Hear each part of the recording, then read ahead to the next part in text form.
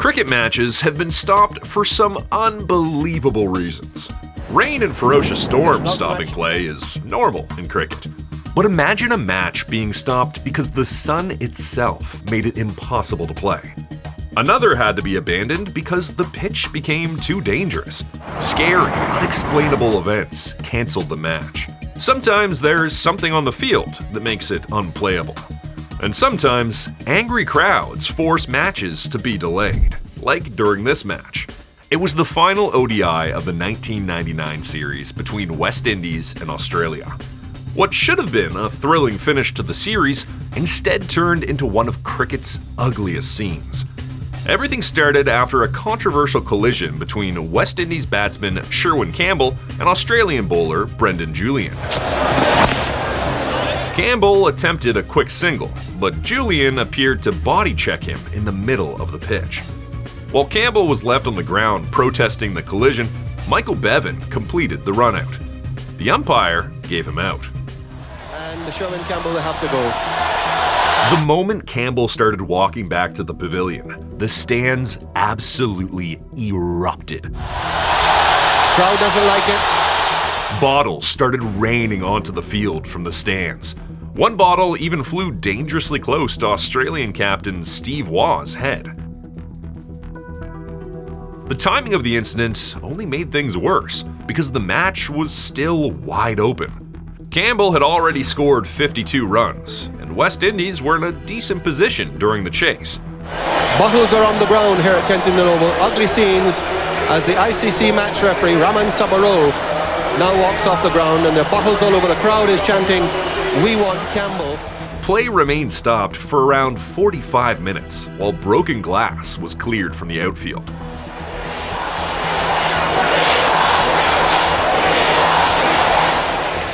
But then came an unbelievable twist.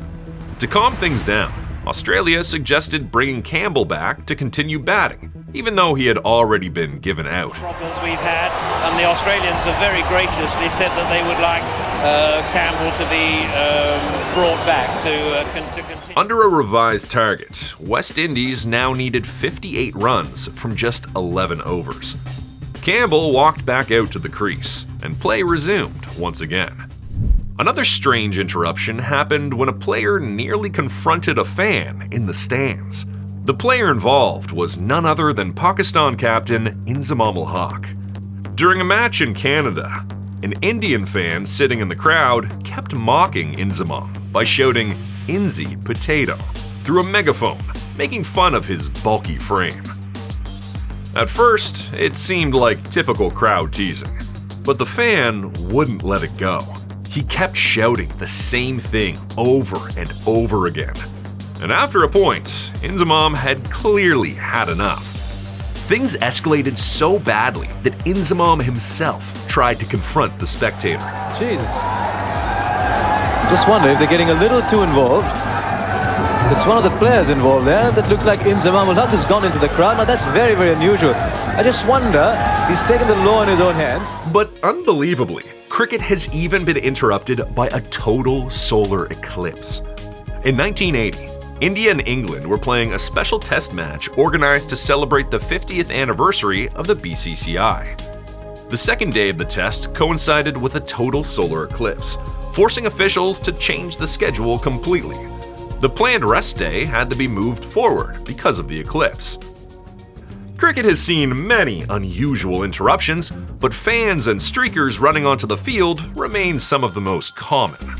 One of cricket's earliest famous streaker incidents came during the 1975 Ashes test at Lord's, when a fan famously ran naked onto the field and leaped over the stumps. Over the years, pitch invaders became far more common.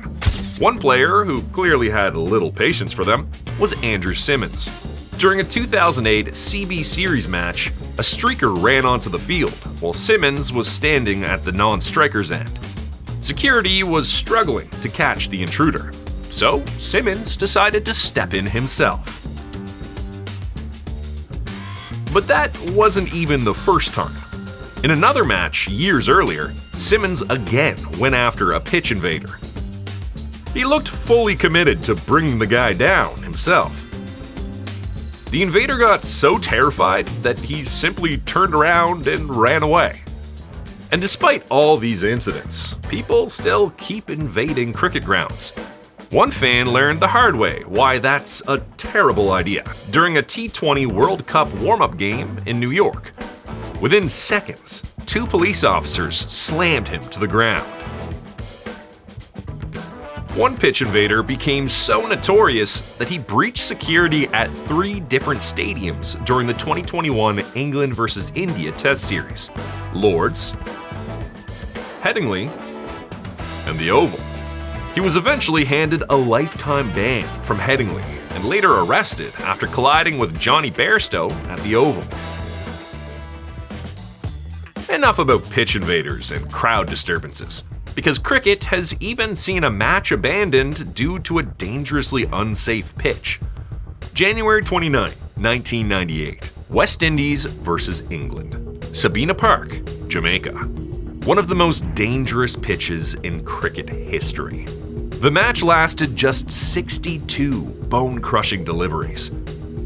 Even before play began, the pitch was already sending out warning signs. The surface had been relaid less than 6 months before the test.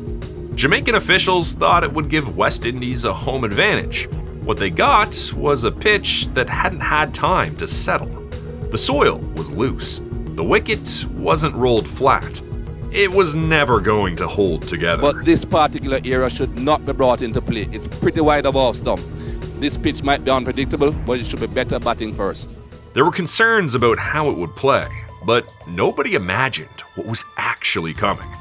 Right from the opening overs, the pitch started behaving unpredictably. Some balls stayed dangerously low. Others exploded toward the batters' heads and hands. England players were getting hit constantly. Their physio had to come onto the field 6 times in just 66 minutes.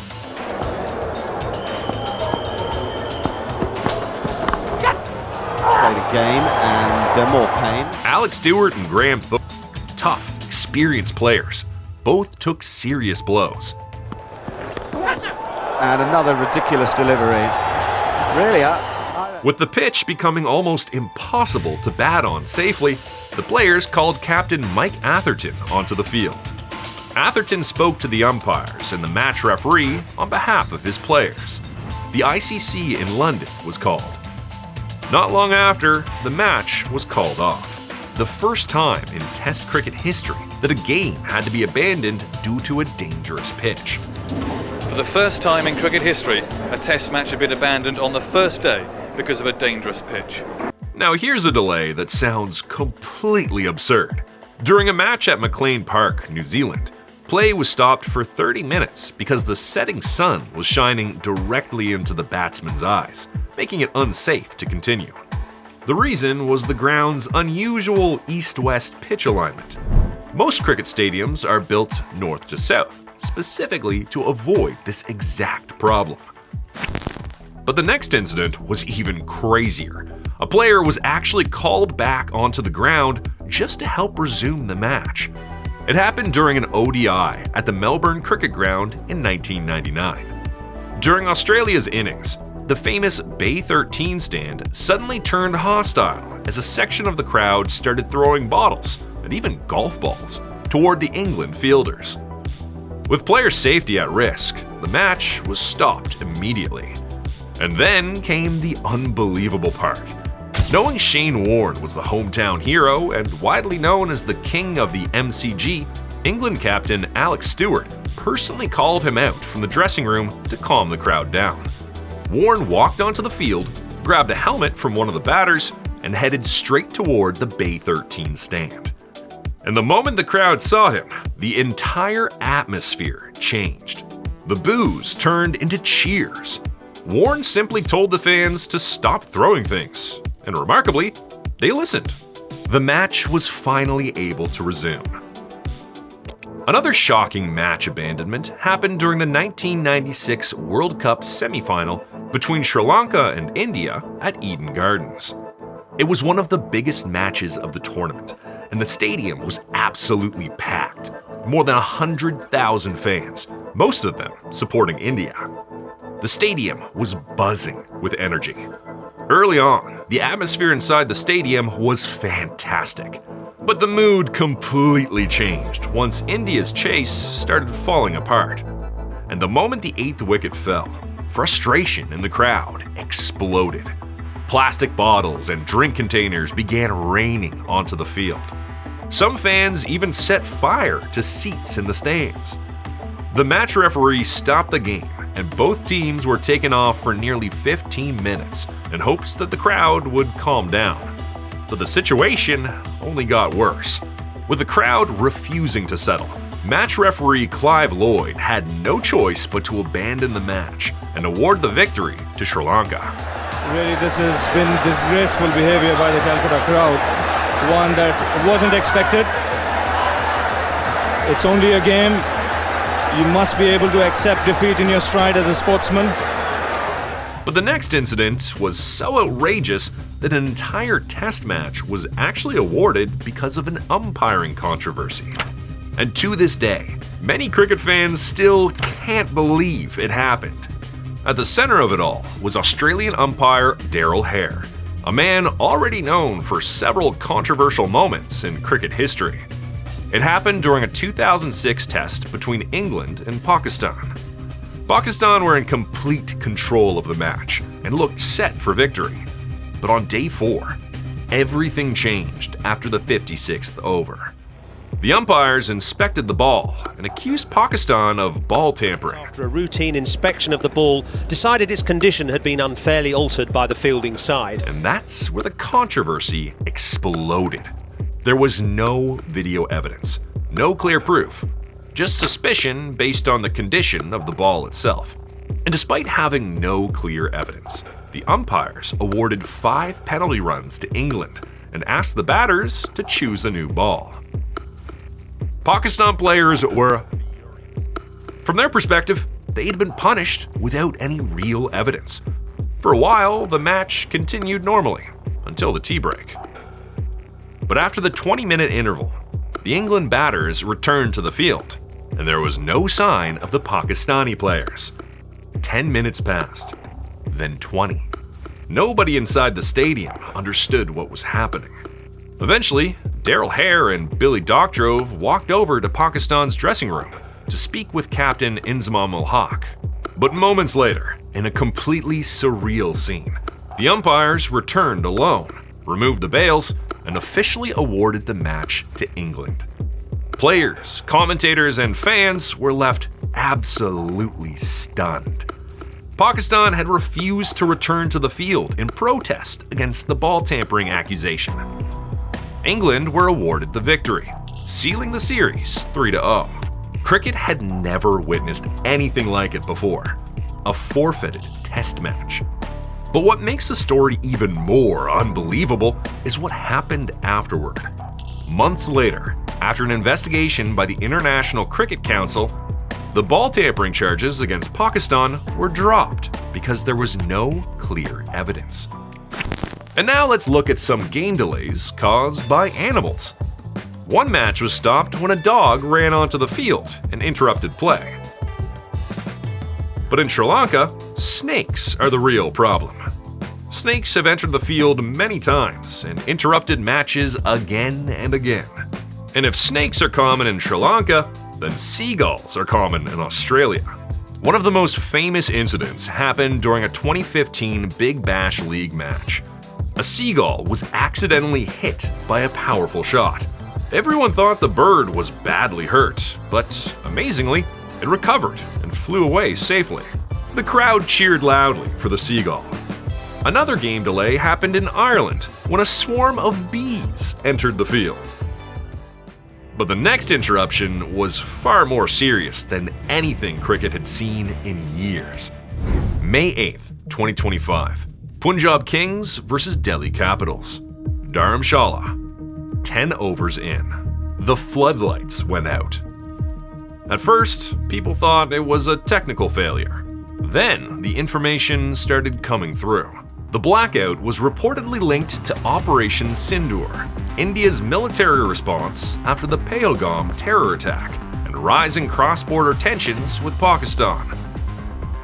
Dharamshala is just 90 kilometers from Pathankot, one of the locations reportedly targeted during the airstrike situation.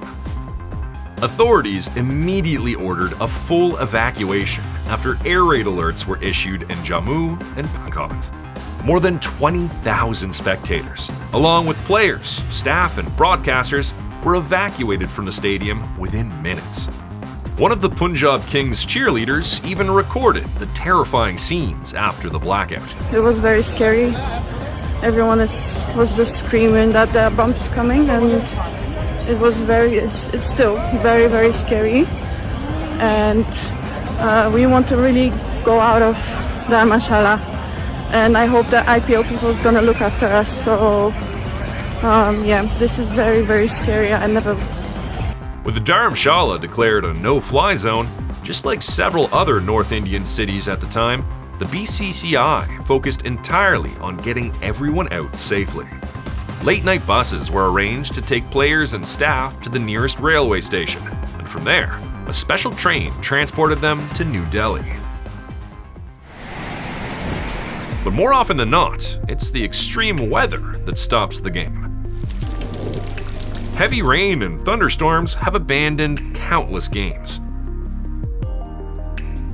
Sometimes dense fog completely stops the game. There have even been matches stopped because of heavy snowfall. Hailstorms. But the ground staff want to get off there as quick as they can, because if you've never been hit by hailstones, you don't need to be up there for too long. And then there's Sachin's 143 against Australia in Sharjah, one of the greatest innings ever played, interrupted in the most dramatic way possible. A literal sandstorm. Times and a sandstorm is stopping it. That innings is called Desert Storm for a reason.